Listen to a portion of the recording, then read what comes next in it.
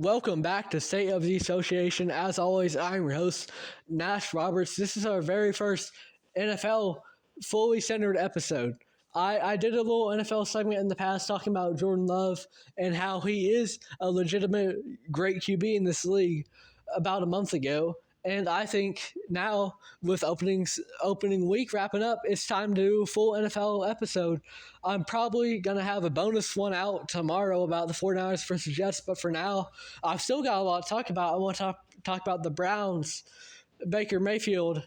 I want to talk about the Chiefs-Ravens game, the Eagles versus Packers. Kirk Cousins and his Falcons debut wasn't the most impressive, and a couple more things. And I think it's going to be a really fun episode. Thank you for listening. This is off with an AFC Championship rematch between the Baltimore Ravens and the Kansas City Chiefs. The Chiefs will go on to win 27-20, and I've got some takeaways here for both teams. I want to start off with losers Baltimore. I just find it a little more interesting. The Baltimore Ravens, I think, even though you lost this game, you should be happy with the outlook of this team because you only lost by a single touchdown in spite of a lot of things not going your way. There were a lot of holding calls, not holding calls, illegal formation calls on the Ravens that arguably were not illegal formations, and you could have made the same argument against the Kansas City Chiefs. I know the same thing happened with their lineman. I forget his number 74 last year as well. But that's not the main thing I want to focus on. So, obviously, at the end of this game, you had the Isaiah Likely touchdown, which was ruled an incompletion because his foot was out of bounds, reminiscent of the Kevin Durant three-pointer against the Milwaukee Bucks in the playoffs a couple of years ago. And you really, I don't think you can pin the loss on that. And you know what? That's all right, because what you can pin the loss on is Lamar Jackson had an inaccurate game. And he really looked like he hadn't played a game since, January, February, whenever the AFC Championship game was. He looked like he hadn't played in so many months. And, you can kind of... He's going to get better throughout the rest of the year. You can expect that, and I'm sure he will. He's a two-time MVP. He's been in the league since 2018. He's going to know what he's doing. This isn't going to continue. And to be able to go into Arrowhead and have a super close game with Lamar Jackson overthrowing his wide receivers in the end zone, you're okay with that because I think this proves that you can go toe-to-toe with the Chiefs. And if a couple more things go your way, you can handle them. You have what it takes to beat them. You just got to execute a little bit better. Zay Flowers didn't have the best game, but even if your wide receivers aren't the best, you've got two really good tight ends because Isaiah Likely is really showing out right now. I had Mark Andrews in fantasy, but Mark Andrews didn't have a very good game at all. However, Isaiah Likely more than made up for that, and so Likely might be your number one pass catching option, at least at the tight end position. And, you have a very good fallback option, too, in Mark Andrews. He's been great for so long. So you've got two really good tight ends. So even if you're struggling with depth of the wide receiver position, or even having a proper number one guy based off what we saw from Zay Flowers this week, you're okay with that because you have two really good pass-catching threats at least, maybe three. And Derrick Henry, he's going to catch a lot of flack for this game, too. I believe he had 5 rushing attempts on the first drive of the game, and then the rest of that first half, he only had 8, and then he had like 10 or something by the end of it, maybe a little bit more than that. But Derrick Henry, they're going to go to him more. I wouldn't worry if you had Derrick in fantasy or you're thinking Derrick is going to have a good year if you bet on that, right? I don't think that's going to be an issue because we saw this in the AFC Championship game last year. When the Ravens are down, they're going to go away from that run game. And really, it's for the worse. But they go away from the run game, and they rely on Lamar's passing. And sometimes that's going to get you somewhere. Sometimes, like as we've seen in the last 2 occurrences, it's not.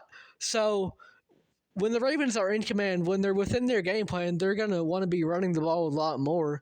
And so I think that is going to happen. And they'll be able to get more of a rhythm going. That'll let Lamar kind of take the stress off of him a little bit, so then he'll be a little bit more accurate of a QB, hopefully.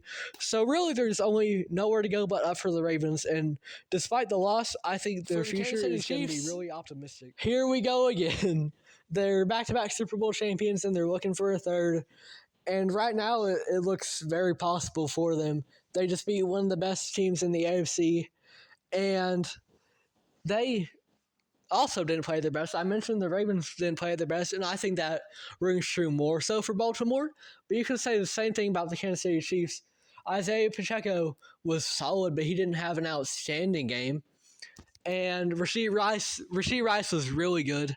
I want to talk about the wide receivers for a second. Rashee Rice is going to have a great sophomore year. He was a really good rookie last year. And so just having another year under his belt playing with it hurts me to say this, playing with the best QB in the league, that's only going to help. Rashee Rice is going to be really good this year. And Xavier Worthy, the rookie, he had 2 touchdowns. He's just an instant impact kind of guy because of his speed. So the Chiefs are going to do just fine. And, Patrick Mahomes, he didn't even have his best game in terms of touchdown to interception ratio. I don't think Mahomes played the absolute best that he could. So it's only going to get better for them as well. And the Chiefs could very well look to three-peat. Do I think it's going to happen? Ultimately, no, just by virtue of it hasn't happened since the Green Bay Packers did it before the Super Bowl era. So just with the historical precedent, even the New England Patriots dynasty did not three-peat. With the historical precedent, I don't think the Chiefs will three-peat. However, they have all the tools to do so, and we'll just have to see. They've got one of the best coaches we've ever seen. They've got probably the most talented quarterback we've ever seen. They've got an all-time tight end, and they've got 2 real good wide receivers, and they got a solid running back. The Chiefs are legit, and they've got a good defense too. They weren't missing Trent McDuffie much. That secondary did play pretty well, and their new corner had a pretty standout play at one point in the game. So the Chiefs are going to be just fine. Whether you're a Kansas City fan and you love to hear that, or you're a fan of 31 other NFL franchises and you don't like to hear that. The Chiefs are just a season opener as ever. We had a game between the Green Bay Packers and the Philadelphia Eagles on Friday Night Football over in Brazil. First thing I want to say is that I wish Jordan Love a speedy recovery. He is a bright young star, a very good rising quarterback in this league. During that second half of last year, he looked like one of the best QBs in the league, if not the best, for the second half of that season and throughout at least the very first playoff game. I hate to see him get hurt. I was expecting big things from him, and the injury is not as bad as it could have been. There was worries that could have been an ACL. It was an MCL. He might be out 3 to 6 weeks. And I think the Green Bay Packers can still go on to make the playoffs because this is a team with very good depth. And once Jordan Love comes back, a very good quarterback and a solid defense, I think the Green Bay Packers have all the tools to make the playoffs yet again. Jayden Reed had a really good game. I think this was his coming out party because last year the Packers kind of did a little bit of wide receiver by committee. Jayden Reed had a really solid rookie year, but overall it was spread out between him, Romeo Dobbs, Christian Watson, and a couple others. And that's okay because you have a lot of guys who can be a good threat on the offensive end. But now to have a solidified wide receiver one, I think Jayden Reed being that is going to be great for them. Josh Jacobs didn't have the best game. I'm not super high on him right now because I didn't watch much Raiders, last year, but his yards per carry were pretty low compared to his usual. He's been solid for most of his career. Last year, we saw a little bit of a decline. So I'm curious to see how Josh Jacobs is going to do from here. But moving on to Philly, despite what the score says, I believe it was 34-29, their defense held up pretty well, at least in the red zone. They were able to capitalize and stop the Green Bay Packers from multiple touchdown opportunities. Whether it was a Jalen Hurts interception at the start of the game, whatever it might be, they were able to lock in when it mattered most. Moving on to the offensive end for the Eagles, obviously Saquon Barkley had a really good game. He had 3 total touchdowns, the most by a debuting Eagles skill position player in history. And there was a chance he could have got a 4th, and so that would have gave him the record. The main issue with Saquon has always been just injuries, but I think he has the best supporting cast he's ever had right now over for Philly. So I think that he'll be able to have a little bit less of a load maybe, and with that, he won't have to deal with injuries because he's got other guys that can pick up the slack, like A.J. Brown, like Devontae Smith, or Jahan Dotson. And Philly, their bread and butter might be the run game because Saquon is just so great. But they've got a good quarterback too, Jalen Hurts. He didn't have the best game here. He looks a little bit rusty, coming off a bad wild card exit.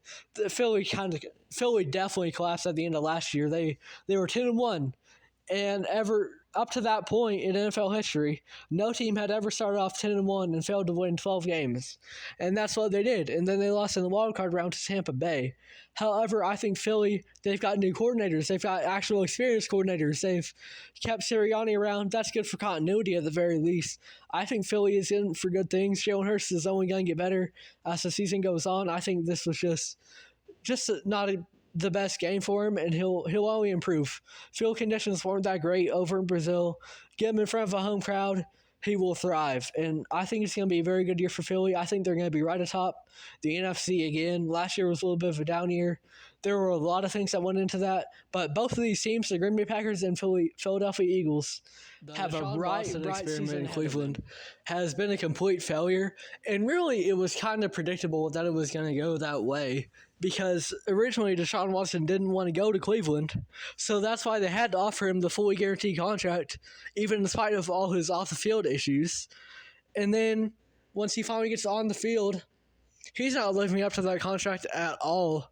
And you could have made the excuse for Russ last year, but now I think it's about time that we really start putting the blame on Deshaun Watson and his decline as a player after not seeing the field for multiple years. Because the Browns are paying him that much money, he should produce something, and he hasn't. He hasn't produced one bit, and there was a point where the Cleveland Browns, 50% of their plays in this Week 1 game were for 0 yards or negative yards. So half of their offensive plays, they failed to gain a single yard. And Deshaun Watson, I believe he was, 0 for 10 on passes over 15 yards, which is the worst ever since air yards started being recorded.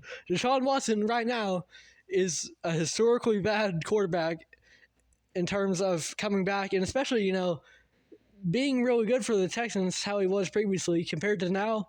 This is a historic collapse, absolute collapse. There's no other way to put it. Meanwhile, Baker Mayfield is thriving over in Tampa. And not only is Baker Mayfield having more team success for Tampa Bay, he's also putting up a lot better numbers than Deshaun Watson. This past week, he had 289 yards and 4 touchdowns. He looked like one of the best QBs in the league. He's playing top 10 at the moment. Meanwhile, Deshaun, he is not sniffing that top 10. He's top 32, I'll give him that. But Baker Mayfield, I want to talk about him because I don't want to just hate on Deshaun the whole time, and there's a new allegation out against him as well now. Man, he's like just, even taking away the rust that came with it, he's the worst guy to offer a fully guaranteed deal just because of all the off-field stuff, as well as not playing in years. So just horrible mismanagement by the Browns to let go of Baker Mayfield and to go with Deshaun. And with Baker, he has not only had the team success, the production is there as well. He led them to the divisional round last year, had, I believe, 26. He had his most efficient year last year. I believe it was also the first time he passed 4,000 yards, and he's built chemistry with the team as well. Him and Mike Evans especially have a great connection, and then the Bucs just got a new rookie wide receiver coming in. He scored a touchdown in his first game, his first catch. So, that's only going to be good for his morale moving forward. And really, Baker is asked to handle a lot of this load because the Buccaneers don't have a great rushing attack. I like Rachaad White, but he's a very good receiving back. However, their actual running game leaves a lot to be desired. So Baker is asked to carry a lot of the load, and he's done just fine with that. I think the Browns absolutely fumbled what they had. He was one of the best QBs they've ever had, and they let him go because they saw Deshaun. They saw his seasons with the Texans and thought, hey, we can get that and we can get out of QB purgatory, and they let go of the best QB that they've had in recent memory. And, he also had success there. He didn't just put up production. Just like in Tampa, he also had the team success to back it up. He led the Browns to their first playoff win in 20 years. and that was against the division rival in Pittsburgh. So Baker was dealt a terrible hand, and he has made the most of it. Meanwhile, the Browns, Deshaun Watson, he was handed all the money, all the hands in the world, and they've made the least of it. So it's a very interesting parallel. One team is thriving right now, and their quarterback is as well. While the other, they got a little bit greedy. Kirk Cousins did not have the best debut for the Falcons.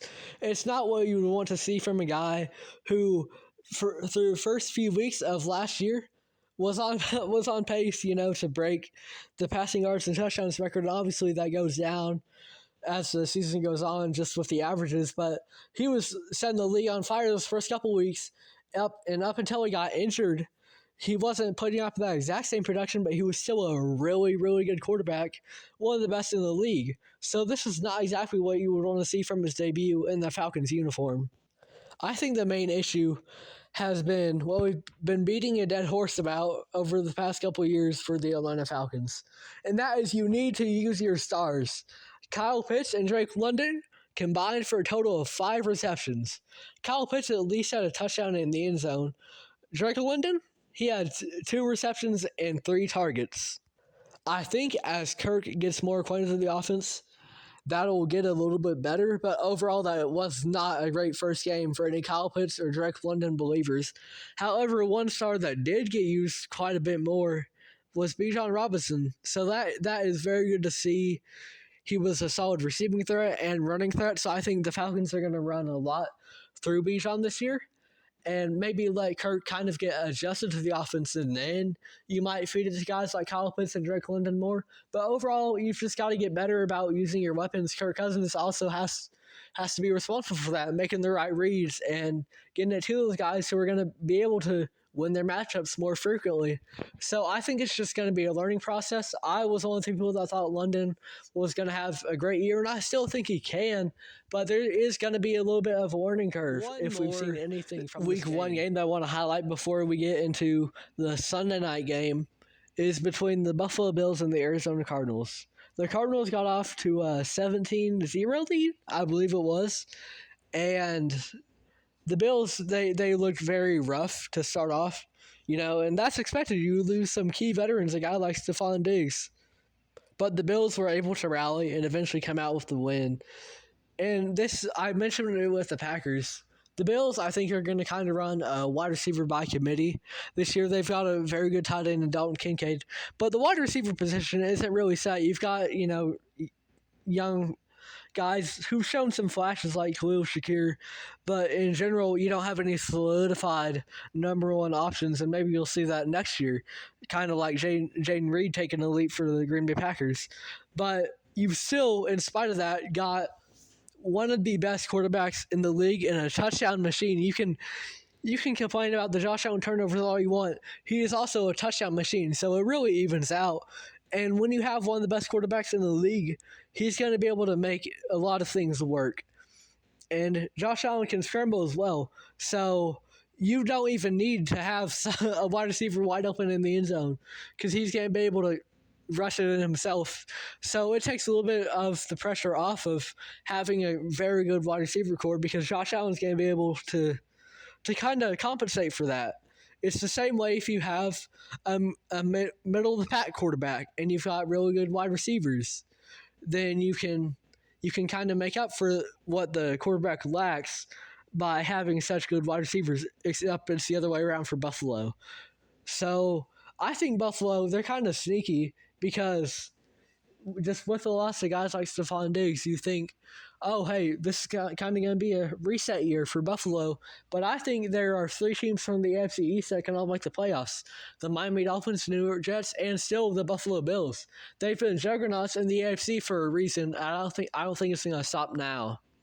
For Arizona, I would like to see more out of involving Marvin Harrison Jr. in the offense. All the people that had him in fantasy were real mad, but really, I don't think you should have ever drafted him fantasy-wise that high. Like, some people took him in the first round. I disagree with that.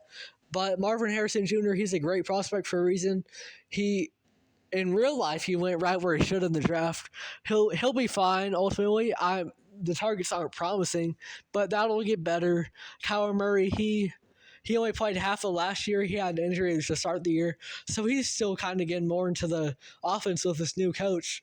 So it'll be fine. I think the Cardinals are going to be pretty solid this year.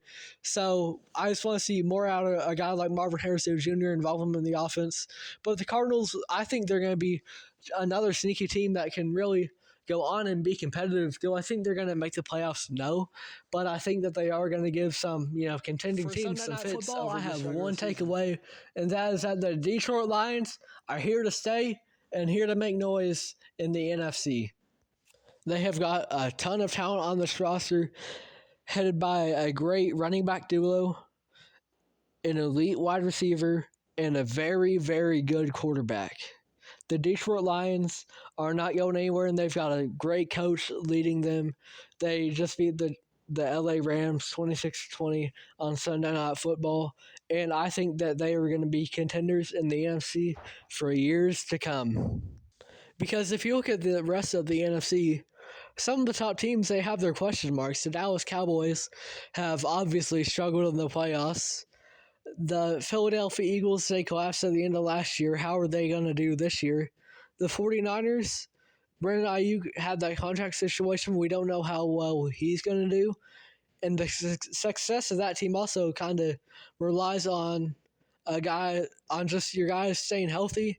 And previously, we've seen injury woes with a guy like Christian McCaffrey, who's super vital to that team. So really, there's question marks for a lot of these top NFC teams. And I don't have that many question marks for the Detroit Lions. So that, I think, puts them in a really good position to be atop the NFC this year. And really, if you look at it, there's no reason that they can't be. And I think the fact that they have Goff now it's just great for them as opposed to if they stuck with Stafford, because both teams in that trade a couple of years back, they got what they wanted. The LA Rams, you win that trade because you win a Super Bowl. Same way you make a trade in the NBA, you win a championship. No matter what happens, you win that trade. Same thing here. And Detroit, it's a win-win trade because Detroit has their quarterback for the next 5-10 years. Goff isn't the youngest, but he's going to be around for quite a while still. So you've got a lot of stability over in Detroit because of that trade for a really solid quarterback, and he's not lighting the world on fire, but he's going to be able to do what you need him to do, and I think you can very well win a Super Bowl with Jared Goff as your starting quarterback. So Detroit Lions, they're in a very good position. They've got all the talent in the world. They've got a great head coach, and they've got stability at the QB position. I think they are in a great position to win the NFC once again. Not once again, because they haven't been successful in so long. But the Detroit Lions are second to none in this NFC conference, and they're up there with all the rest of the teams. And Sunday Night Football, for today. Thank you for listening. As I mentioned earlier in the intro, I'm going to have a bonus episode out about the 49ers Jets game, most likely. And that's all for today. It's been fun. It's been real, but it ain't been real fun. It's been State of the Association. As always, I am your host, Nash Roberts.